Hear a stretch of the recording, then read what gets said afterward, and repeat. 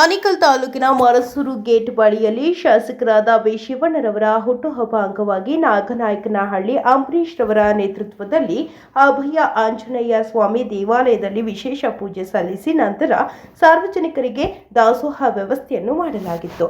ಇನ್ನು ಕಾರ್ಯಕ್ರಮದಲ್ಲಿ ಶಾಸಕರಾದ ವಿ ಶಿವಣ್ಣರವರು, ಕಾಂಗ್ರೆಸ್ ಪಕ್ಷದ ಹಿರಿಯ ಮುಖಂಡರು ಯಲೋಚಿರವರು, ಮಡಿವಾಳ ಶಿವಣ್ಣ, ಎಸ್ಟಿಡಿ ರಮೇಶ್, ಯುವ ಮುಖಂಡರಾದ ನಾಗನಾಯಕನಹಳ್ಳಿ ಸುಜಯ್, ಸರ್ಕಲ್ ವೆಂಕಿ, ಮಧು, ಪುನೀತ್, ಸುರೇಶ್, ಇಮ್ರಾನ್, ರಾಜೇಂದ್ರ, ನಂದೀಶ್, ಮುರುಗೇಶ್ ಮೊದಲಾದವರು ಭಾಗವಹಿಸಿದರು.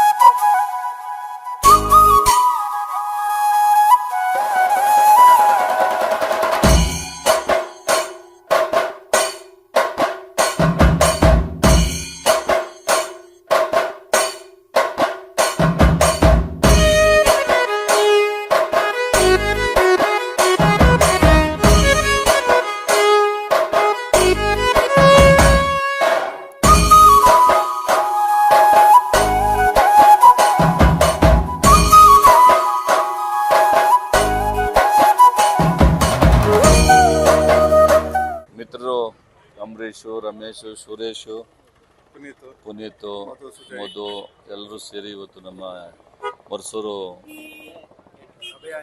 ಅಭಯ ಆಂಜನೇಯ ಒಂದು ಸನ್ನಿಧಿನಲ್ಲಿ ಎಲ್ಲರೂ ಕೂಡ ಅನ್ನದಾನವನ್ನು ಇಟ್ಕೊಂಡಿದ್ದಾರೆ. ಅನ್ನದಾನ ತುಂಬ ಶ್ರೇಷ್ಠವಾದಂಥ ದಾನ. ಹೊಟ್ಟೆ ಹಸಿದವರಿಗೆ ಊಟ ಕೊಡೋದು ಇದು ತುಂಬ ಒಳ್ಳೆಯ ಕೆಲಸ. ಅಂಥ ಕೆಲಸವನ್ನು ಮಾಡಿದ್ದಾರೆ. ಅವರಿಗೆ ನಾನು ಅಭಿನಂದನೆ ಸಲ್ಲಿಸ್ತೀನಿ. ನಮ್ಮ ಜನಪ್ರಿಯ ಶಾಸಕರಾದ ಬಿ ಶಿವಣ್ಣನವರ ಹುಟ್ಟುಹಬ್ಬ. ಅವರು ಇವತ್ತು 58 ತುಂಬಿ ನಾಳೆಗೆ 59 ಕಾಲು ಹಿಡಿತಾ ಇದ್ದಾರೆ. ಅವ್ರಿಗೆ ಶುಭ ಹಾರೈಸ ನಾವು ನಮ್ಮ ಮರ್ಸೂರು ಗೇಟು ಆಂಜನೇಯ ದೇವಸ್ಥಾನ ಪೂಜೆ ಇಟ್ಕೊಂಡು ಇವತ್ತು ಕಾರ್ಮಿಕರಿಗೆ, ವಿಶೇಷವಾಗಿ ಕಾರ್ಮಿಕರಿಗೆ, ಬಡವರಿಗೆ, ಅಂಥವ್ರಿಗೆ ನಾವು ಒಂದು ಟೈಮ್ ಊಟ ಕೊಡುವ ಒಂದು ಇದನ್ನ ವ್ಯವಸ್ಥೆನ ಮಾಡ್ಕೊಂಡಿದ್ದೀರಿ. ಹಾಗಾಗಿ ನಮ್ಮ ಶಾಸಕರು ಬಂದು ಇವತ್ತು ನಮಗೆಲ್ಲ ಶುಭಾಶಯನ ಕೋರಿದ್ದಾರೆ. ಹಾಗೆ ಮತ್ತೊಮ್ಮೆ ನಮ್ಮ ಬಿ ಶಿವಣ್ಣವರ ಹುಟ್ಟುಹಬ್ಬದ ಆರ್ಥಿಕ ಶುಭಾಶಯಗಳನ್ನು ನಾನು ಈ ಸಂದರ್ಭದಲ್ಲಿ ಹೇಳಕ್ಕೆ ಇಷ್ಟಪಡ್ತೀನಿ.